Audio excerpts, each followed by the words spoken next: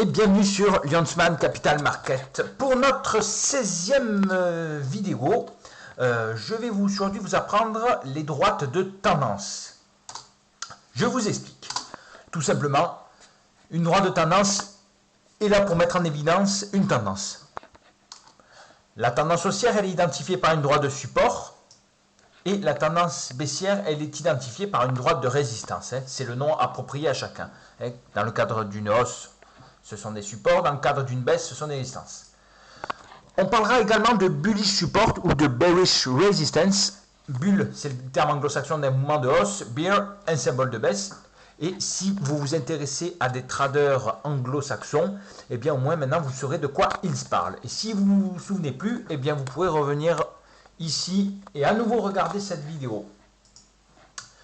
Je vous sors un exemple concret. Alors, c'est une courbe d'Airbus. Le timer, je ne me souviens plus. Voilà. Clairement, la droite verte, c'est une tendance haussière.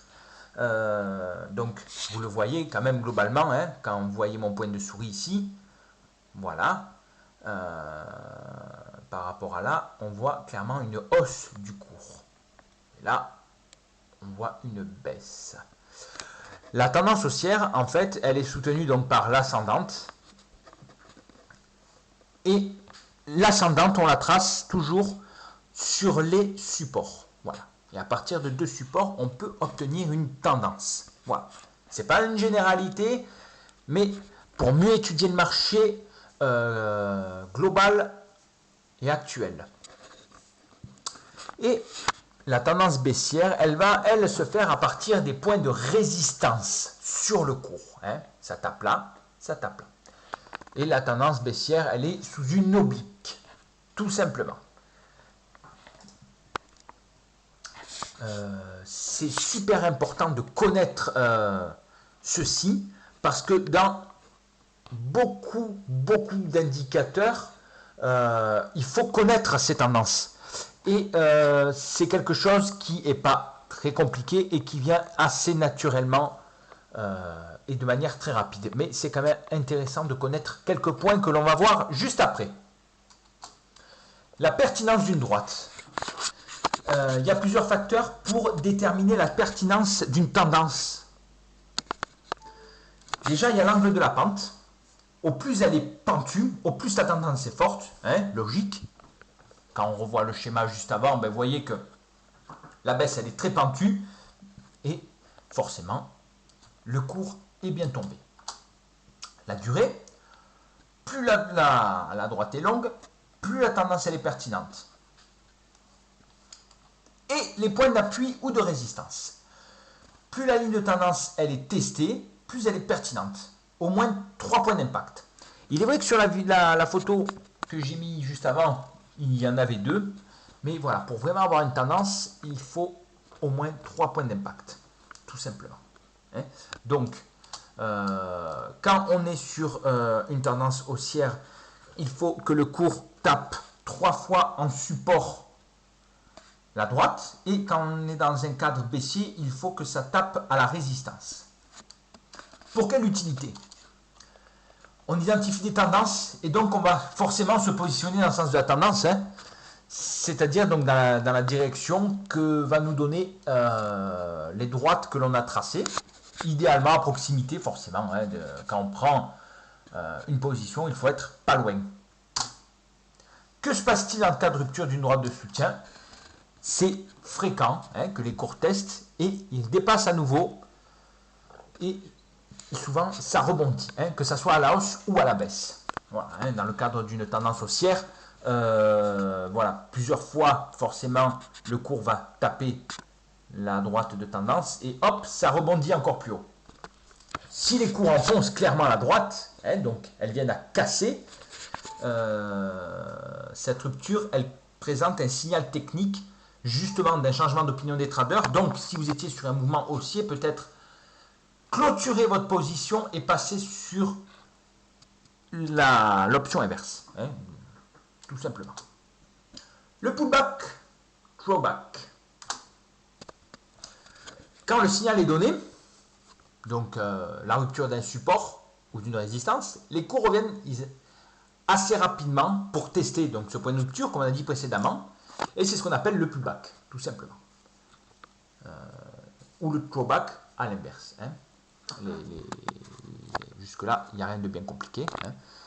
Le pullback, c'est un rebond quand on sort d'une tendance haussière. Et le throwback, c'est des reculades. Les traders, souvent, on considère que ce mouvement est une seconde chance de se positionner sur la valeur, mais voilà, à prendre avec des précautions. Pour mettre en application le cours, on s'est mis sur l'action Facebook. Et donc, on va prendre le stylo, on va demander à tracer une ligne. Et donc, hop, on va prendre en compte les 3 premiers supports. 1, 2 et 3, voilà. Donc on voit bien qu'on est sur un cours haussier. La courbe a été testée 3 fois, ici, ici et ici. Et ce qui est intéressant, c'est voir à la suite, qu'est-ce qui va se passer? Eh bien, il y a ici un petit rebond, avec une baisse. Et au niveau où le cours arrive presque à cette droite, ce n'est pas uniquement cet indicateur qui va vous dire on peut acheter, mais vous allez pouvoir dire on peut se repositionner à l'achat. Parce que ici, c'est le meilleur moment, hein, là où il y a la souris, où on peut se dire on peut être acheteur. Voilà.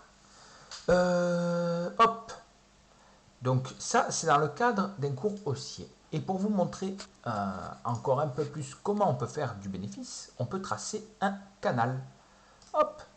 Donc, la ligne, on la reprend sur les mêmes endroits. 1, 2 et 3. Voilà. Clac. Et on teste les résistances. Voilà. On voit que les résistances, elles arrivent globalement à ce niveau-là. À ce niveau-là, je ne l'ai pas très bien tracé. Et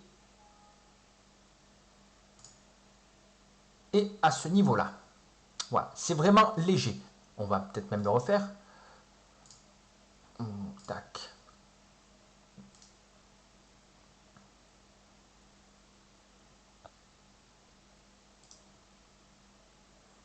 Voilà. Clairement, hop, on a pris en compte juste ces 3 supports et ces 3 niveaux de résistance.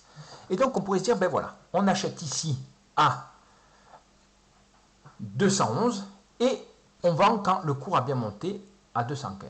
Voilà. Et là, sur cette petite hausse, eh bien, vous pouvez quand même faire du bénéfice de manière correcte. Voilà pour la mise en application du cours. Maintenant que cette vidéo est finie, je vous rappelle que vous pouvez bénéficier d'un compte de trading gratuit avec de l'argent virtuel, mais aussi des conditions réelles de marché pour apprendre sans risque. Comme je vous l'ai dit, souvent, on ne devient pas trader comme ça. On met des années à apprendre et ben, le but, c'est de ne pas perdre d'argent quand on apprend. Hein, c'est d'apprendre avec du capital virtuel. Et le lien est dans notre description. Voilà. Suivez-nous sur notre compte Instagram, Lionsman Capital Markets, avec le point entre les deux. Et surtout, abonnez-vous à notre chaîne YouTube et likez notre vidéo pour continuer à nous inciter à produire des cours de trading gratuits. Sur ce, je vous souhaite une excellente journée et bonne continuation dans notre formation.